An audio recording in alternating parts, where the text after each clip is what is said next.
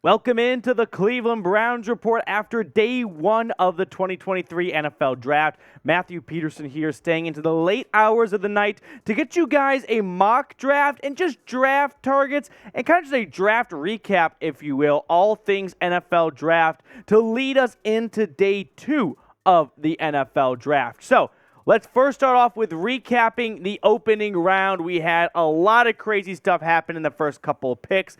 Honestly, clap it up to the Texans. They made the most of what they had. They got C.J. Stroud and Will Anderson. I'm sure the war room in Houston was split on both players, and then there was that taco commercial. Why not both?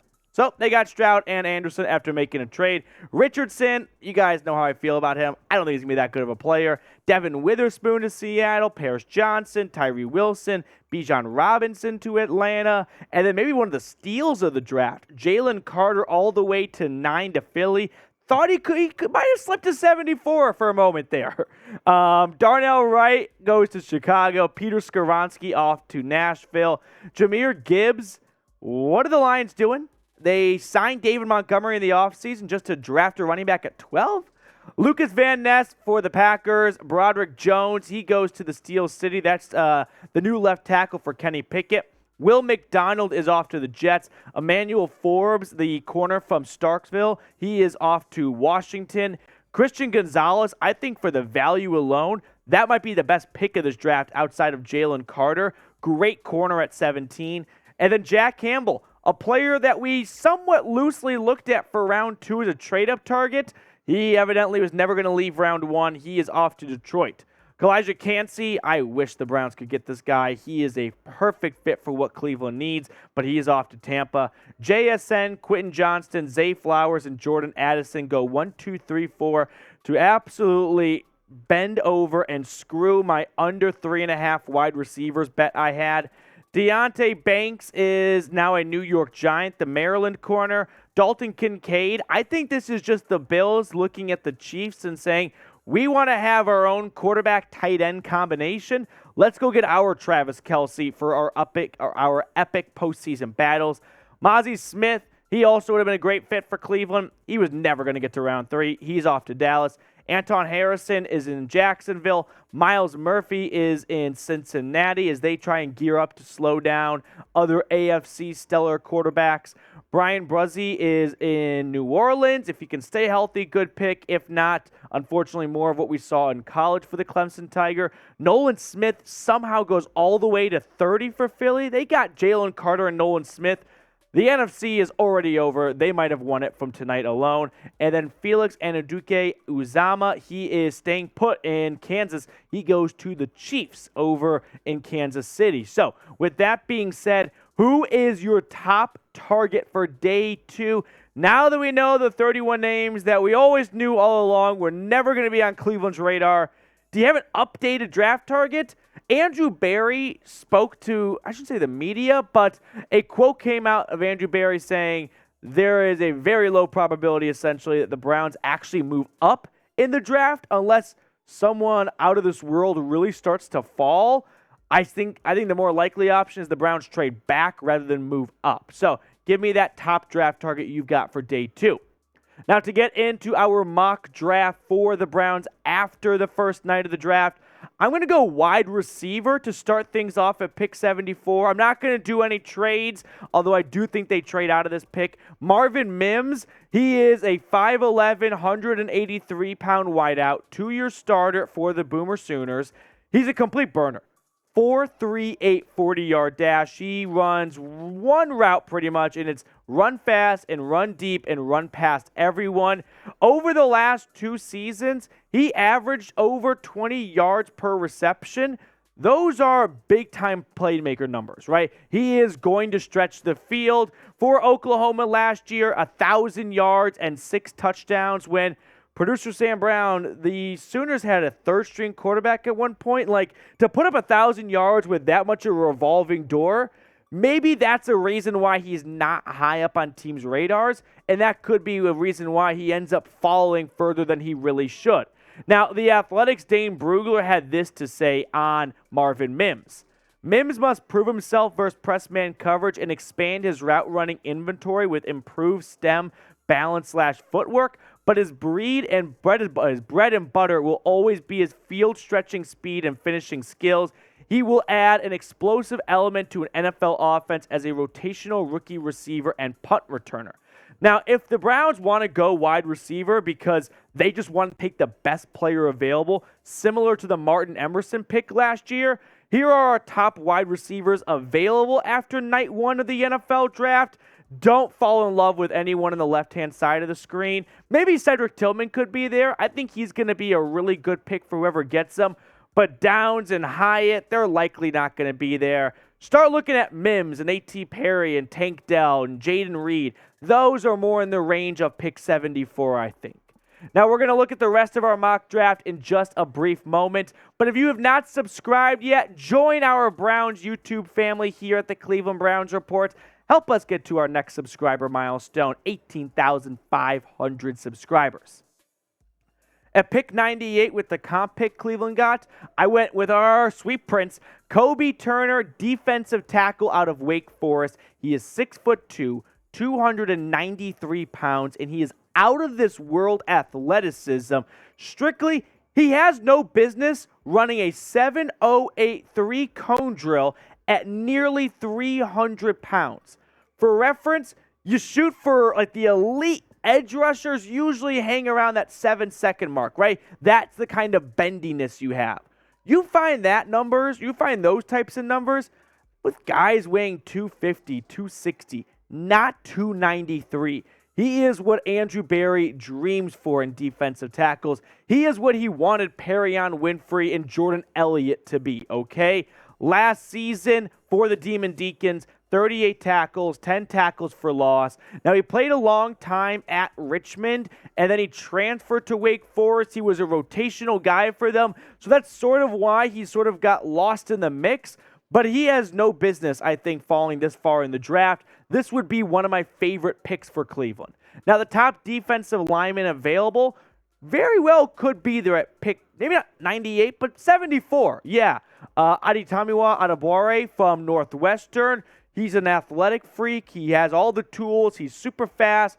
He might not be ready to be an impact player in 2023 for a team. So maybe the Browns look for someone like Keanu Benton or Javon Dexter. I think those guys could come in and really contribute their first year in the league. I'm passing on Ika. No thanks. Now, which position is the biggest need for Cleveland? I'm thinking it is best player available because the Browns really don't have, like, outside defensive tackle. They have, like, of the 22 starters, 21 lined out. It's that last defensive tackle spot that's up for grabs, but I'm okay with going with a safety, for example, in round 3 if there are no good defensive tackles left. In round 4 at 111, I'm going to go with Nick Herbig, the outside linebacker slash inside linebacker, depending on how you want to line him up, from Wisconsin. He's a bit undersized to be a true edge rusher, 6'2", 240. Like, you're not making him a defensive end. He was a 3-year starter in Madison, very productive, a heart and soul type of leader for the defense, 21 career sacks and 36 tackles for loss. I think he's going to be an outside linebacker in the NFL on clear and obvious passing situations.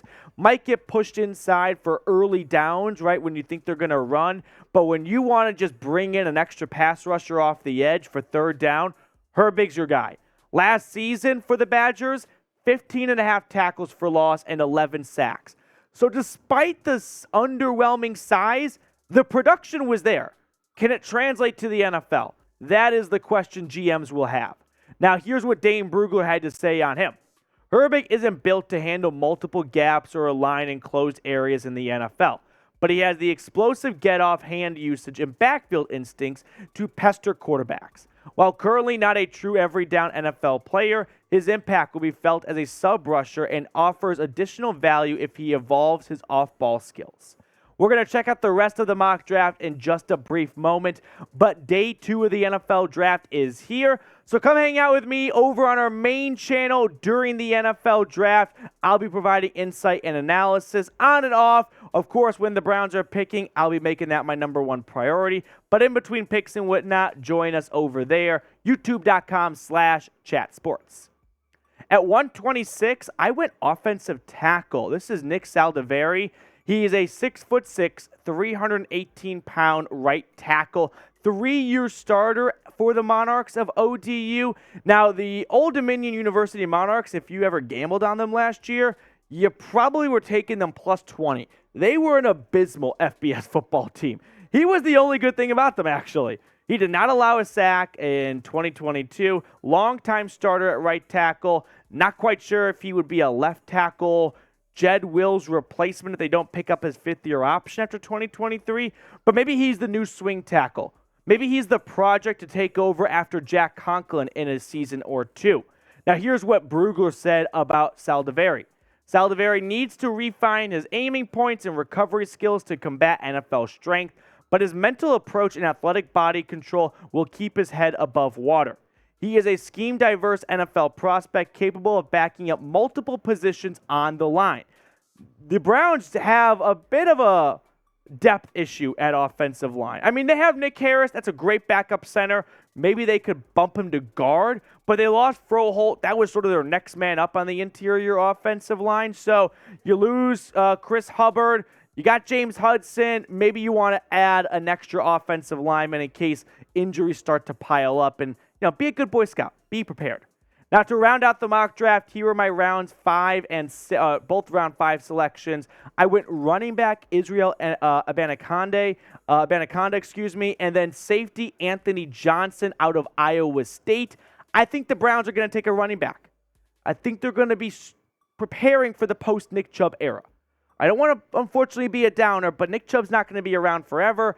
Maybe they start doing their homework on replacements this year instead of just next year. Anthony Johnson out of Iowa State. We'll look at his notes in just a moment. But first, the big play machine this year for Pittsburgh, Abanikanda. Sounds like Anaconda, so I'm already halfway in on just drafting him on the name basis alone. Awesome combination. He was extremely productive for the Panthers. He put up big numbers. Now, he's not great in pass protection. And honestly, I'm not looking for pass protecting running backs in day 3. I want to find guys that have some upside and can be good special teamers.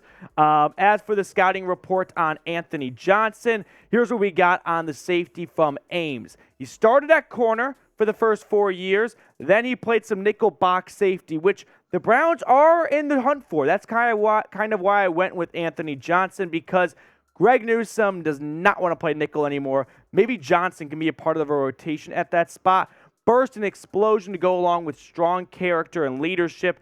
Some tight hips concerning for a safety nickel role, according to our NFL draft expert, Tom Downey. So here is the mock draft to round it out with our latest, the last day 3 picks. In round 6, Jerrod Clark. Like, he is my guy. He can go anywhere from round 3 to round 6. He is a wild card. He is a top 5 run-stopping defensive tackle in this draft class. Mark my words, you will remember his name not for still filling out the stat sheet, but for being one of those unsung heroes on defensive lines. And then in round 7, I'm just going best player out there, Ochaun Mathis. He was TCU's sack leader in 2020, transferred to Nebraska to chase a lot of NIL money, high character, very productive in the Big 12 during his handful of seasons. So in round 7, yeah, I'll take a flyer on a guy who had 10 sacks for TCU a few seasons ago. Why not? That's going to do it for us on our mock draft. I'm sure I'll be seeing everyone in a few short hours with more Browns draft analysis. So hang out with us over there. Until then, go Brownies.